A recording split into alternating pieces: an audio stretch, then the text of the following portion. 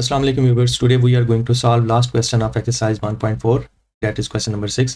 And the question says if f of x is equal to, this is a piecewise function, then find the value of k so that function f is continuous.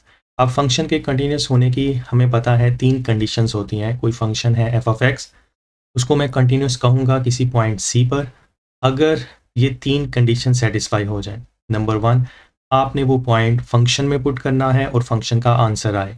Infinity नहीं आना चाहिए. अगर function का answer आता है तो उसे हम बोलते हैं डिफाइंड.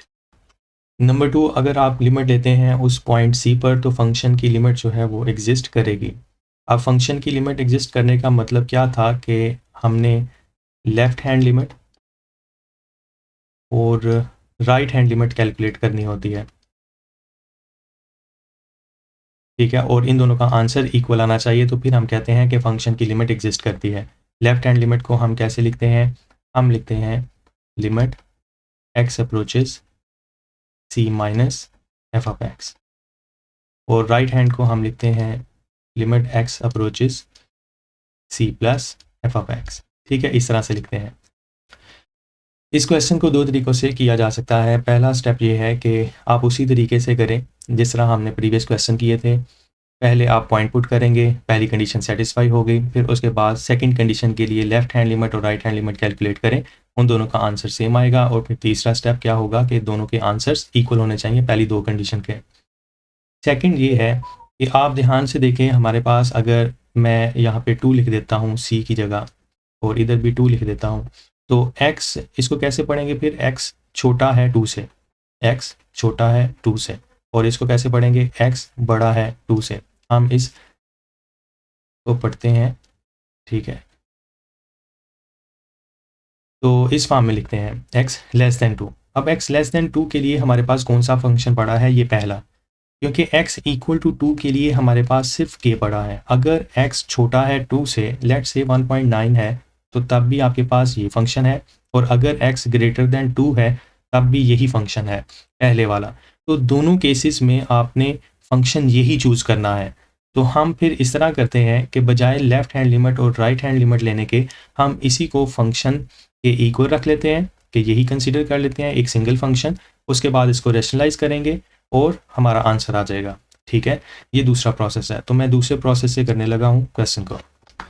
तो क्वेश्चन स्टार्ट करने के लिए मैं इसको 1 कह देता हूँ और इस फंक्शन को 2 कह देता हूँ.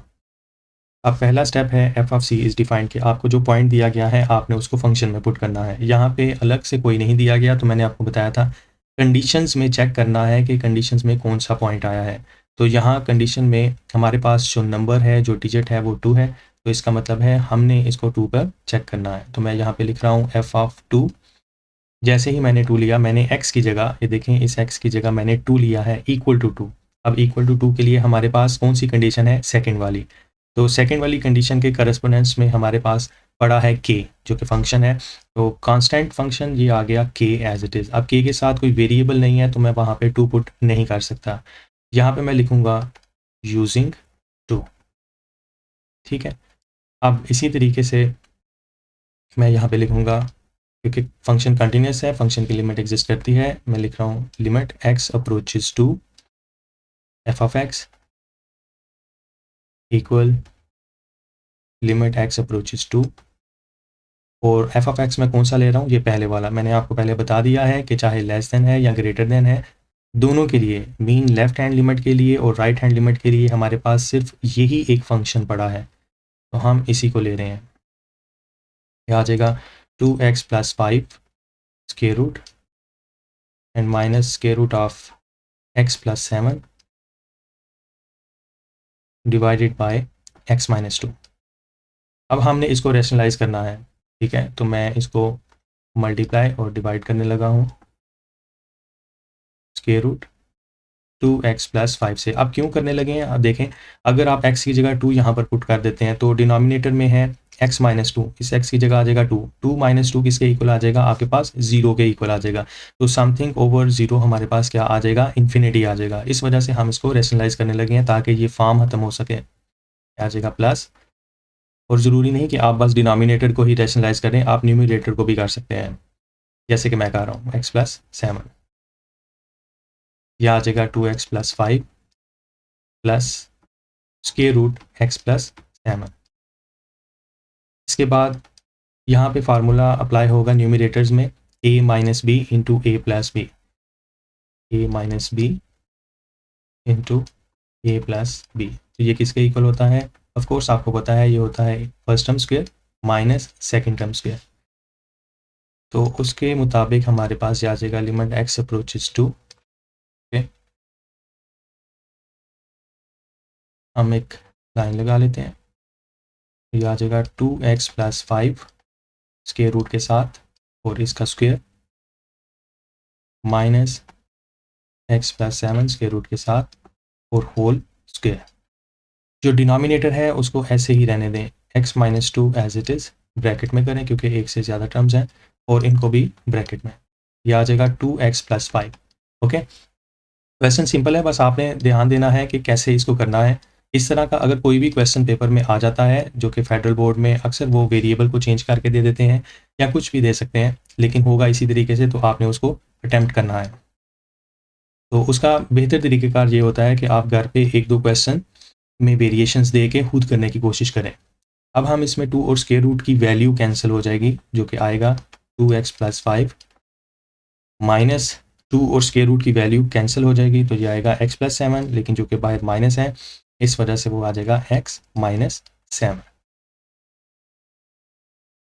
Denominator as it is square root of 2x plus 5 plus square root of x plus 7। ठीक है, इस तरह से सिंप्लीफाई करेंगे। न्यूमरेटर में ये आएगा limit x approaches to 2x minus x that is equal to x and minus 7 plus 5, ये आ जाएगा आपके पास -2। तो आपको अब दिखाई दे रहा होगा कि न्यूमरेटर और डिनोमिनेटर में एक जैसा है, ठीक है, ये फंक्शन। तो अब हम इसको कैंसिल करेंगे, 2x प्लस 5, पहले मैं इसको लिख लूँ, ये आ जाएगा x plus 7 as it is,